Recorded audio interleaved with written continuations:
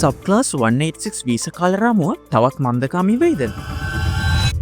Direct entry පාත්වේ යටතේ employee nomination එහෙමත් නැත්නම් සබ්ක්ලාස් 186 වීසා සඳහා ඕස්ට්‍රේලියාව ඒගොල්ලන්ගේ සම්මත සැකසුම් කාලය යාවත් කාලින කරලා තියෙනවා.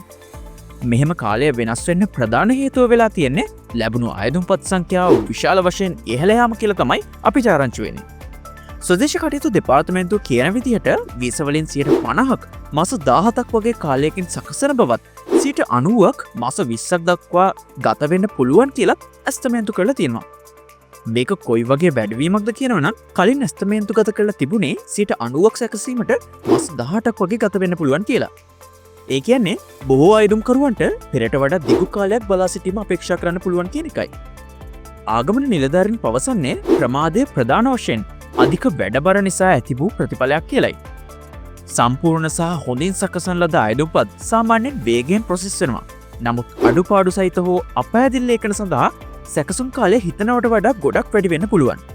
ප්‍රමාදයන් වළක්ව ගන්න කරන්න පුළුවන් හොඳම දේ අවශ්‍ය සියලු තොරතුරු නිවැරදිව ඉදිරිපත් කරන එක කියලා තමයි ස්වදේශ කටයුතු දෙපාර්තමේන්තුව අයදුම්කරුවන්ට මතක් කරන්නේ. ඉතින් ඔයා මේ වීසා කැටගරියකට ඇප්ලයි කරනවා නම් අඩුපාඩු නැති සම්පූර්ණ අයදුම්පතක් යොමු කරන්න අමතක කරන්න එපා. ඉතින් ඔයාලගේ වීසා සිහිනය ඉක්මනට සැබෑ වෙන්න කියලා අපි ප්‍රාර්ථනා කරනවා.